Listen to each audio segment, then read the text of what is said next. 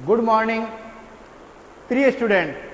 हमने हमारी जो लास्ट क्लास हुई थी उसमें स्तंभ कोशिकाओं के बारे में चर्चा की थी और हमने ये जाना था कि स्तंभ कोशिकाएं होती क्या है। उसके पश्चात हमने हमारी जो लास्ट क्लास हुई थी उसमें स्तंभ कोशिकाओं के प्रकार के बारे में चर्चा की थी।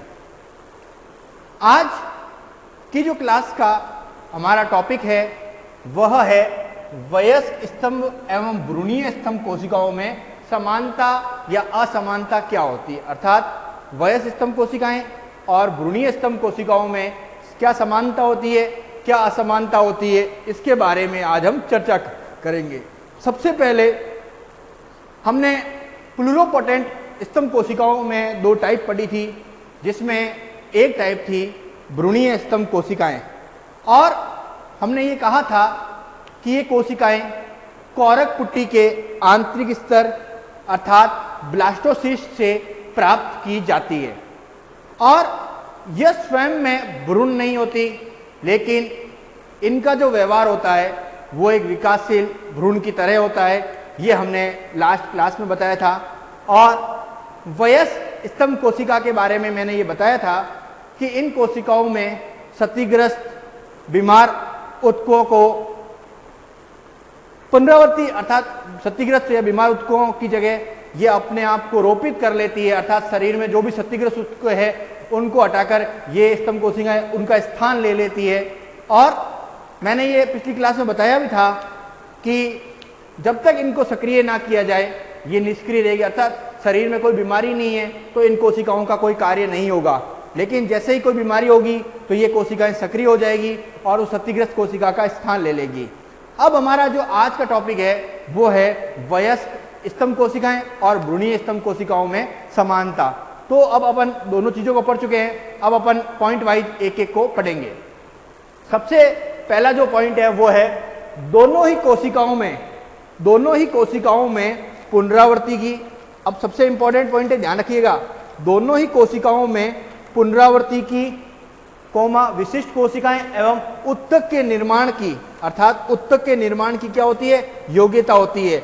दोनों ही कोशिकाओं में पुनरावृत्ति प्रक्रिया के ऊतक निर्माण कह दीजिए, विशिष्ट कोशिकाओं के क्या होती है, निर्माण की योग्यता होती है। अर्थात हमने पढ़ चुके हैं कि पुनरावृत्ति प्रक्रिया जब भी होती है तो ये कोशिकाएं क्या करेगी, पुनरावृत्ति प्रक्रिया द्वारा विशिष्ट कोशिकाओं का निर्माण करेगी। जो विशिष्ट कोशिकाएं क्या करेगी, क्षतिग्रस्त ऊतकों को हटाकर अपना उनका स्थान ले लेगी। तो सबसे पहला पॉइंट क्या है, दोनों ही कोशिकाओं में पुनरावृत्ति विशिष्ट कोशिकाओं के निर्माण की क्या होती है, क्षमता होती है।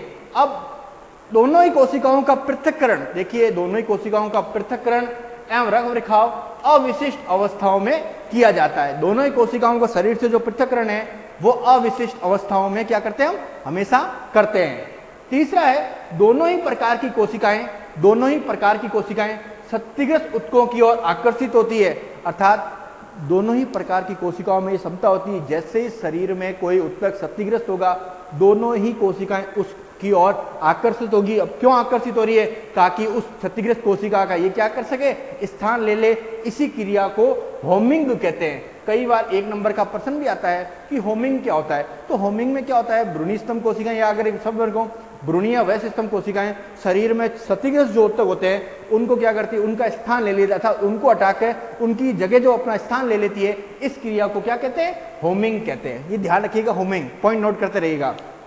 अब नेक्स्ट, जब दोनों प्रकार की कोशिकाएं अर्थात दोनों प्रकार की कोशिकाएं कोशिकीय वातावरण, अर्थात कोशिकीय वातावरण क्या है, जंतु के शरीर में इनको रोपित किया जाए, डायरेक्ट रोपित किया जाए। दूसरा है अकोशिकीय वातावरण। अकोशिकीय वातावरण का मतलब किसी प्लेट के अंदर इनको संवर्धन करें, फिर इनमें क्लोन बनाएं और मनुष्य के शरीर में प्रत्यारोपित करें। तो दोनों ही वातावरण में इनको रखा जाता है, अर्थात एक तरीके से किसी जंतु के शरीर में डायरेक्ट प्रत्यारोपित करें और दूसरे तरीके में किसी प्लेट में इनको रख के इनको संवर्धित करके फिर इनको किसी के शरीर में प्रत्यारोपित करें। तो दोनों ही तरीकों में इनको प्रत्यारोपित किया जा सकता है। तो वापस में रिवाइज कर रहा हूं, दोनों ही कोशिकाओं में पुनरावृत्ति विशिष्ट कोशिकाएं एवं ऊतक के निर्माण की क्या होती है, योग्यता पाई जाती है।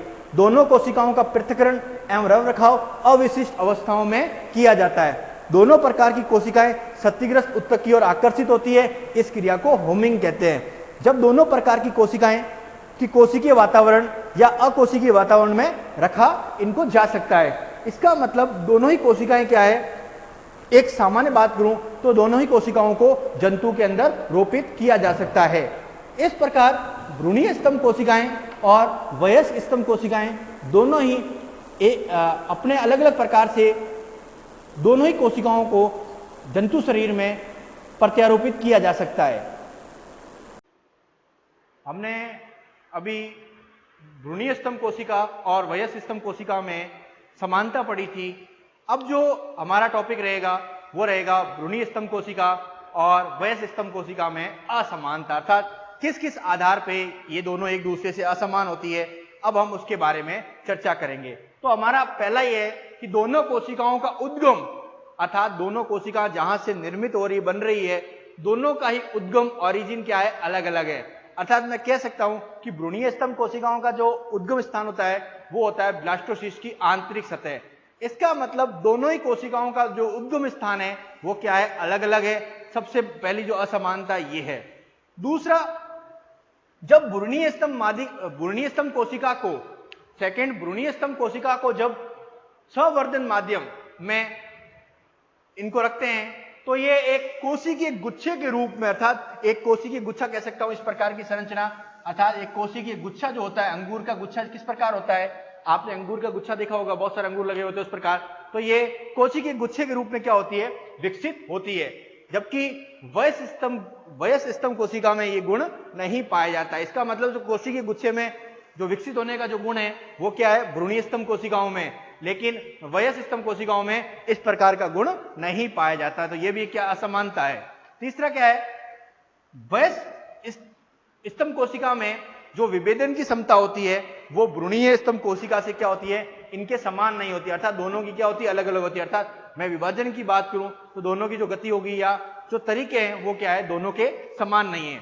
इसके पश्चात नेक्स्ट जो है कि जब हम अविभेदित, अर्थात अभी विभेदित नहीं है, अविभेदित भ्रूणीय स्तंभ कोशिका को संवर्धन माध्यम से, अर्थात अविभेदित भ्रूणीय स्तंभ कोशिका को संवर्धन माध्यम से पृथक करके जब जंतु के अंदर पृथक करके जब जंतु के अंदर, जंतु के शरीर के मध्य,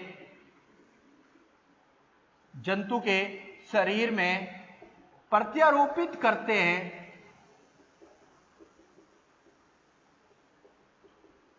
प्रत्यारोपित करते हैं तो क्या होगा, प्रत्यारोपित करने से उसके मध्य एक ट्यूमर का, उसके मध्य प्रत्यारोपित करने से एक ट्यूमर या अबुर्द कहते हैं हिंदी में, ट्यूमर या अबुर्द का क्या होगा, निर्माण होगा। इसी अबुर्द का जो निर्माण है, इस प्रक्रिया को क्या कहते हैं, टेराटोमा। एक वर्ड याद रखिएगा, टेराटोमा। अर्थात टेराटोमा क्या है, अविभेदित भ्रूणीय स्तंभ कोशिका को जब हम किसी संवर्धन माध्यम से पृथक करके किसी जंतु, जैसे फॉर एग्जांपल सबसे पहले जो इसको प्रत्यारोपित किया गया था वो चूहे के शरीर में किया जाता है, इसलिए हम चूहे एग्जांपल ले सकते हैं। जब आप जंतु के शरीर में प्रत्यारोपित करते हैं तो एक अबुर्द या ट्यूमर का क्या होता है, निर्माण होता है, जिसे हम टेराटोमा कहते हैं। तो ये भी क्या है, ये क्या है, सिर्फ भ्रूणीय स्तंभ कोशिकाओं के कारण होता है, जबकि वयस्क स्तंभ कोशिकाओं में यह गुण नहीं पाया जाता। तो अभी हम क्या पढ़ रहे थे, इनकी असमानता पढ़ रहे थे। तो असमानता के 3 पॉइंट कौन से, वापस रिवाइज कर रहा हूं। दोनों ही कोशिकाओं का उद्गम स्थान अलग होता है। अब अगर भ्रूणीय स्तंभ कोशिकाओं को संवर्धन माध्यम से पृथक करके जब हम इसको रखते हैं तो ये कोशिका गुच्छे के रूप में होती है, जबकि वयस्क स्तंभ कोशिकाओं में ये गुण नहीं पाया जाता। वयस्क स्तंभ कोशिकाएं और भ्रूणीय स्तंभ कोशिकाओं की जो विभेदन प्रक्रिया होती है वो क्या होती है, अलग अलग होती है। नेक्स्ट, अविभेदित भ्रूणीय स्तंभ कोशिका को संवर्धन माध्यम से पृथक करके जब हम जंतु के शरीर में प्रत्यारोपित करते हैं तो जंतु के शरीर में प्रतिरक्षा तंत्र के कारण ट्यूमर या अबुर्द का निर्माण होता है, जिसको हम क्या कहते हैं, टेराटोमा। अब हमारा जो अगला टॉपिक रहेगा वो रहेगा स्तंभ कोशिकाओं की उपयोगिता, अर्थात जो स्तंभ कोशिकाएं इनके क्या क्या उपयोग है, क्या इंपॉर्टेंस है, अब हम उसके बारे में चर्चा करेंगे।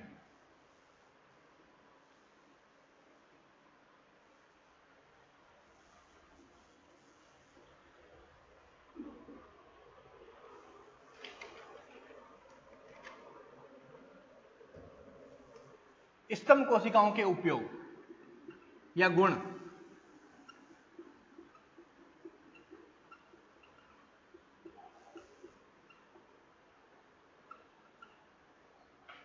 पहला जो इसका गुण है वो क्या है कि इस स्तंभ कोशिका की सहायता से, स्तंभ कोशिका की सहायता से कई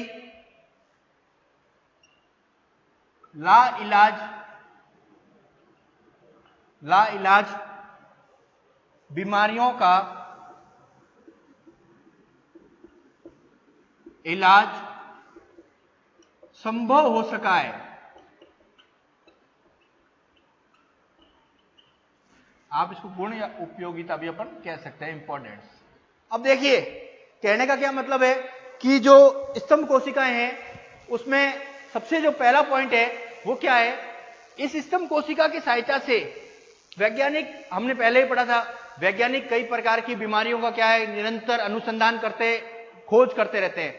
तो इस स्तंभ कोशिका की सहायता से हम वैज्ञानिक जो क्या कर रहे हैं, ऐसी बीमारियां जो मनुष्य के लिए क्या है अभी लाइलाज है, जिसका इलाज संभव नहीं है, अर्थात ऐसी बीमारियों का वो निरंतर अनुसंधान कर रहे हैं, खोज कर रहे हैं, और ऐसी स्तंभ कोशिकाओं की जो निर्माण करने की कोशिश कर रहे हैं, जिससे क्या हो हमारे शरीर में कोई बीमारी हो, अर्थात कोई उत्तक क्षतिग्रस्त हो, वहां स्तंभ कोशिकाएं जाएं, उस बीमार जो क्षतिग्रस्त कोशिकाओं को हटा दे और खुद प्रत्यारोपित हो जाए। इसका मतलब एक बीमार व्यक्ति पुनः स्वस्थ हो जाए। इस बारे में स्तंभ कोशिकाओं में कई प्रकार के अनुसंधान चल रहे हैं, जिसकी हाल ही में लगभग मनुष्यों में परीक्षण चल रहा है। जैसे संभव होगा उससे कई बीमारी, लाइलाज बीमारियों का इलाज संभव हो जाएगा। और सबसे बड़ी जो इसकी होती है कि स्तंभ कोशिकाएं, नेक्स्ट पॉइंट है, स्तंभ कोशिकाएं सामान्यतः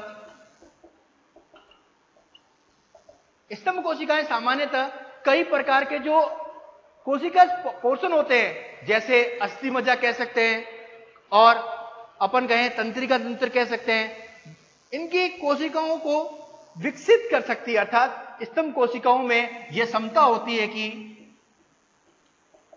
स्तंभ कोशिकाओं में क्षमता होती है कि वे तंत्रिका तंत्र व अस्थि मज्जा की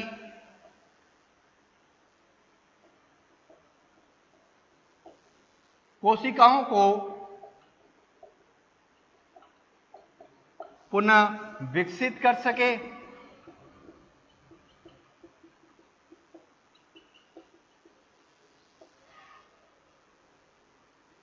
इसका कहने का मतलब क्या है कि स्तंभ कोशिकाओं में क्षमता होती है कि वह विभिन्न प्रकार की, जैसे अस्थि मज्जा, मांसपेशियां, तंत्रिका तंत्र आदि प्रकार की कोशिकाओं में क्या हो विकसित इनको किया जा सकता है। अर्थात इन कोशिकाओं में यह क्षमता होती है कि विभिन्न प्रकार की कोशिकाओं में विकसित हो सके। और हमारा जो तीसरा टाइप रहेगा, आपने पुनरुद्भवन प्रक्रिया पढ़ी होगी। आपने पुनरुद्भवन प्रक्रिया के अंदर आपने देखा होगा कि छिपकली की जब पूंछ को काटते हैं तो कुछ समय बाद वहां पर पुनरुद्भवन प्रक्रिया जो द्वारा एक जो पूंछ की जो पोर्शन होता है उसका वापस निर्माण होता है। अर्थात पुनरुद्भवन प्रक्रिया भी क्या है, स्तंभ कोशिकाओं का ही एक उदाहरण है। अगर मैं एक सिंपल सी बात करूं तो हमारे शरीर में कहीं कट लगने पर या अंगुली में कोई कट लगने पर वहां की जो त्वचा होती है वो क्या करती है, सक्रिय हो जाती है। और हमने देखा है कुछ समय बाद वो किसी भी स्थान पर अगर त्वचा में कट लग जाए तो वहां पर नई त्वचा का निर्माण होता है। तो हम ये सोचते हैं कि नई त्वचा आई कहां से, तो ये स्तंभ कोशिकाओं का ही गुण है। स्तंभ कोशिकाएं क्या करती है, जहां भी कोई त्वचा क्षतिग्रस्त हुई वहां पर पहुंचकर अपने आप को सक्रिय करके नई त्वचा का क्या करती है, निर्माण करती है। तो ये भी क्या है, स्तंभ कोशिकाओं के गुण है। और वैज्ञानिक अभी इसी चीज में लगे हैं कि कैसे स्तंभ कोशिकाओं को सक्रिय किया जाए ताकि वो सक्रिय होकर एक निर्धारित कार्य कर सके। अभी वैज्ञानिक इसी चीज में प्रयोग कर रहे हैं। और हाल ही के वर्षों में ये देखा गया है कि अंग प्रत्यारोपण प्रक्रियाओं में भी इस प्रकार की तकनीक का उपयोग किया जाता है।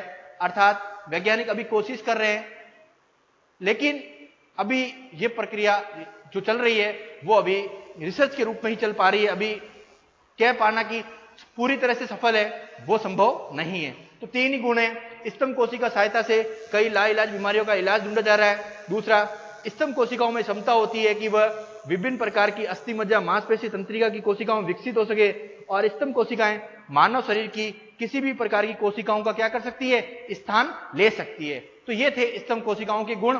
अब हम इसके पश्चात स्तंभ कोशिकाओं के आगे जो अनुसंधान हुए हैं उसके बारे में हम चर्चा करेंगे। अब हमारा जो टॉपिक रहेगा वो रहेगा स्तंभ कोशिकाओं के अनुसंधान में समस्याएं क्या आ रही है। देखिए, अभी स्तंभ कोशिकाओं के बारे में अपन ने पढ़ लिया, लेकिन रियल में कह पाना कि स्तंभ कोशिकाएं अपन को मिल जाए आसानी से, ये संभव नहीं है। अर्थात इनके अनुसंधान में क्या क्या समस्या आ रही है, अब अपन उसके बारे में चर्चा करेंगे। सबसे पहला क्या जो टॉपिक, जो सबसे बड़ी डिफिकल्टी क्या है कि विभिन्न बीमारियों के निदान के लिए, अर्थात अलग अलग बीमारियों के निदान के लिए, देखिए अलग अलग बीमारियों के निदान के लिए हमें काफी अनुसंधान की अर्थात रिसर्च की आवश्यकता होती है। अर्थात किसी भी बीमारी का इलाज करने के लिए हमें प्रत्येक स्तंभ कोशिका के उपयोग के बारे में हमें काफी अनुसंधान करना पड़ता है। यह संभव नहीं है कि आप कोई भी स्तंभ कोशिका निकाली और डायरेक्ट उसको मनुष्य में प्रत्यारोपित कर दिया, यह संभव नहीं है। अर्थात जो भी बीमारी के इलाज के लिए हम स्तंभ कोशिका यूज कर रहे हैं उसको काफी अनुसंधान, उसके बारे में अपन को नॉलेज होना चाहिए। इसके सबसे बड़ी समस्या ये भी एक समस्या है। दूसरा क्या है, हमने कहा कि रासायनिक संकेत, आपने बताया कि मैंने 2 चीज बताई थी, एक तो निष्क्रिय और सक्रिय। अर्थात जब तक संकेत नहीं मिला स्तंभ कोशिका निष्क्रिय, जैसे संकेत मिला स्तंभ कोशिका सक्रिय हो गई। अर्थात रासायनिक संकेतों की क्रियाविधि को समझने के लिए भी क्या होती है, तकनीकों की खोज करनी चाहिए। अर्थात ऐसी कौन सी तकनीक है जो रासायनिक संकेतों की क्या होती, कैसे उद्दीपन कर रहे हैं, कैसे वो एक्टिव हो रहे हैं, इसके बारे में भी खोज होनी चाहिए। नेक्स्ट, भ्रूणीय स्तंभ कोशिका अगर ज्यादा वृद्धि करे, देखिए किसी भी चीज की एक हमेशा बात याद रखना कि कोई भी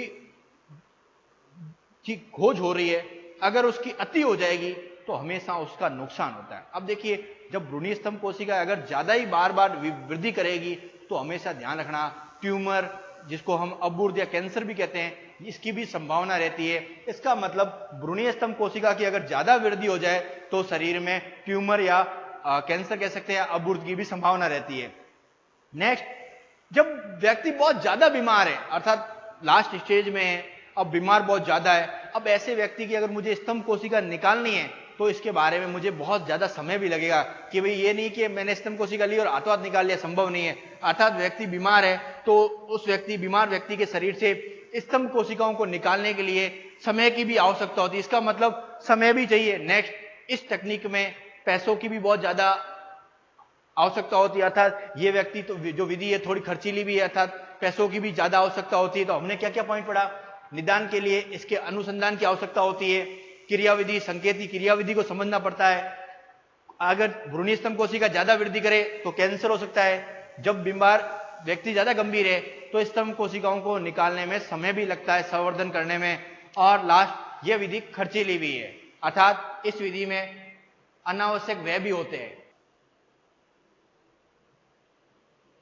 अब आगे क्या है कि देखिए, वयस्क प्लूरोपोटेंट स्तंभ कोशिका को कई प्रकार के उत्तकों से, अर्थात जो वयस्क प्लूरोपोटेंट स्तंभ कोशिका हैं, इसको कई प्रकार के उत्तक से पृथक कर लिया गया है। लेकिन अभी तक इन स्तंभ कोशिकाओं को फेफड़े, अग्नाशय और वृषण आदि की कोशिकाओं से क्या किया गया, पृथक नहीं किया गया। अर्थात जो प्लूरोपोटेंट कोशिका अपन पढ़ चुके हैं, टोटीपोटेंट, प्लूरोपोटेंट और मल्टीपोटेंट कोशिकाएं, जिनमें से प्लूरोपोटेंट स्तंभ कोशिकाओं को कई प्रकार के उत्तकों से पृथक कर लिया गया है। लेकिन इन स्तंभ कोशिकाओं को भी फेफड़े, अग्नाशय, वृषण जैसे पोर्शनों से अभी तक पृथक नहीं किया गया है। तो ये भी क्या है, अभी एक समस्याएं हैं। नेक्स्ट है, यदि भ्रूणीय स्तंभ कोशिकाओं का उपयोग बीमार व्यक्ति के निदान के लिए किया जाता है तो इन कोशिकाओं का जो संगठन होता है, अर्थात इन कोशिकाओं का जो संगठन है वह बीमार व्यक्ति के कोशिकीय संगठन से क्या होगा, अलग होगा। इस कारण क्या होता है कि बीमार व्यक्ति का जो प्रतिरक्षा तंत्र होता है वो इन कोशिकाओं को अस्वीकार या रिजेक्ट कर सकता है, अर्थात वो इसे स्वीकार नहीं करे। तो ये भी एक समस्या है, क्योंकि प्रत्येक स्तंभ कोशिका का जो कोशिकीय संगठन होता है बीमार जो व्यक्ति है उसके कोशिका संगठन से जरूरी नहीं हो कि हर बार मिले, अगर नहीं मिलेगा तो प्रतिरक्षा तंत्र क्या करेगा, उसको रिजेक्ट कर देगा। तो आज की जो हमारी क्लास थी उसमें हमने विशेष तौर से स्तंभ कोशिकाओं के और भ्रूणीय स्तंभ कोशिकाओं में समानता, असमानता और इसके बाद इस जो स्तंभ कोशिकाओं के गुण और स्तंभ कोशिकाओं के अनुसंधान में क्या क्या समस्या आ रही है, तो इन टॉपिक के द्वारा हमने ये जाना कि स्तंभ कोशिकाओं के बारे में अभी अनुसंधान चल रहा है और वैज्ञानिक की कोशिश कर रहे हैं कि लाइलाज बीमारियां अर्थात ऐसी बीमारियां जिसका इलाज संभव नहीं है उनको भी इन स्तंभ कोशिकाओं की सहायता से सही किया जा सके, और इसी चीज में हमारे वैज्ञानिक काम कर रहे हैं। अब हमारी जो अगली क्लास होगी हम उसमें इसके आगे के टॉपिक पर चर्चा करेंगे।